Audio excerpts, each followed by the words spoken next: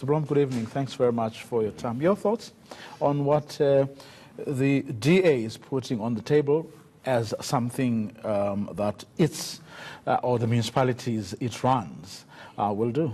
Okay, as far as I'm aware, power distribution, generation, transmission is a local municipal competency according to the Constitution.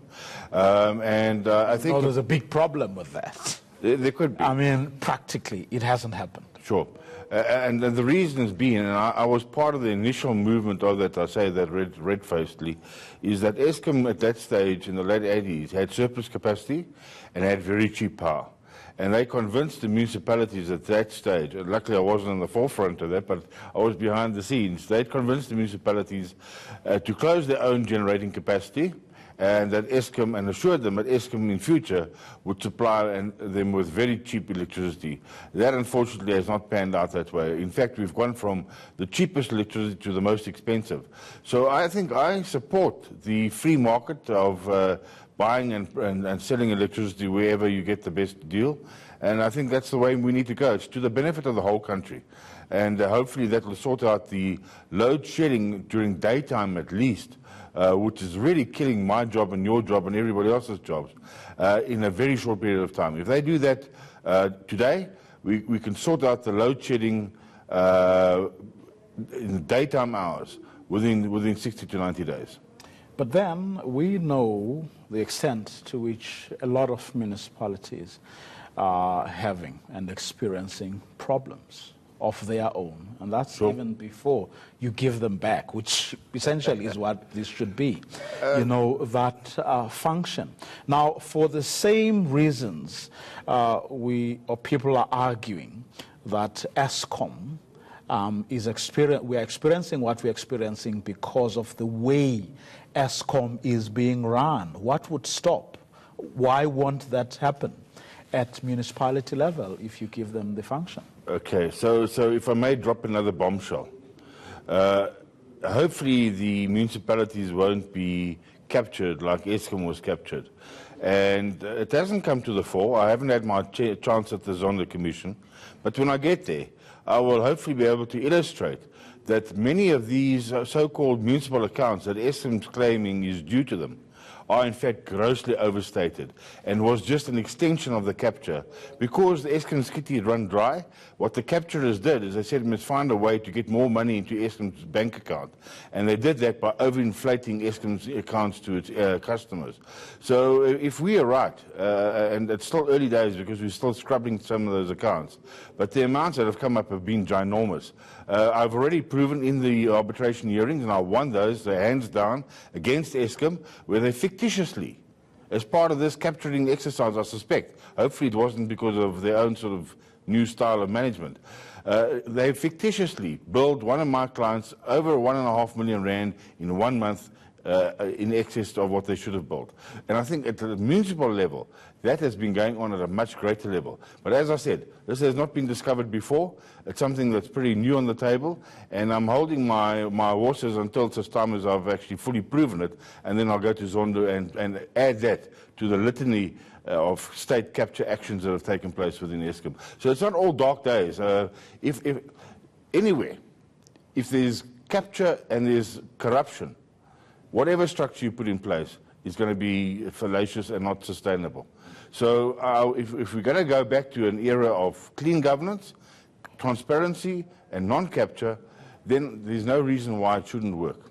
That's what you will be putting before the State Capture Commission, and I'm sure the judge would be happy for you to do that, because he is asking people to actually come forward and shed more light into state capture. But going back to that proposal by the Democratic Alliance. Now, from what some of the alternative energy sources people are saying, part of the problem is the regulation. In other words, there is enough out there, they believe, that they can generate and put into the grid. But from what we heard from government and public enterprises last week, I think it was, there are problems there, because we still need to connect these people to the grid, and there's a whole host of other things that would need to be done before that can actually happen.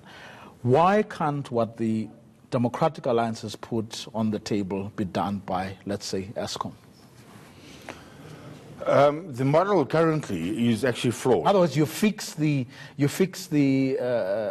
legal, yes, and regulatory issues that are currently in place, which the alternative energy providers are saying are a stumbling block, not their capacity. Okay, so the first stumbling block is the way that the IPPs are forced into Eskom, and Eskom is forced to buy IPP power.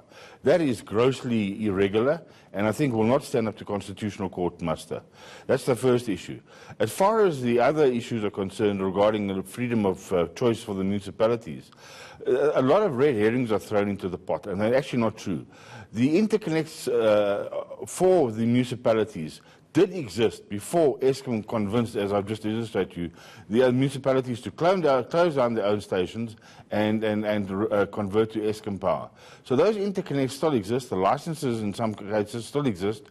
So even in the context of power stations that have not been maintained, for donkey years. So some of those licenses were long-term licenses, and they will only expire in the next 10 years or so, because typically power is a long-term business. But aren't you going to need investment? Of course. To make them work? Absolutely.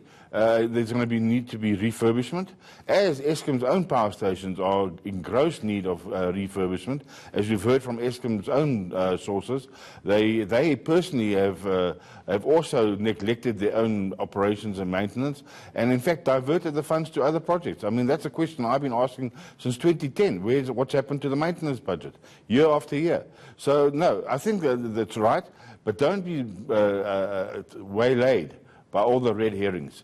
If people do what they're supposed to do, and people stop lying about what the situation is, I think if there's goodwill, we're in a crisis, we're in an energy crisis. This government has said so, the minister has said so. If you're in a crisis, you need to do the right thing, and you need to do it fast. That's all we're asking for. That's where we're going to leave it for now. Thanks very much for coming through. Ted Blom is an energy expert on the back, of course, of that Democratic Alliance call that municipalities should be allowed to bypass Eskom.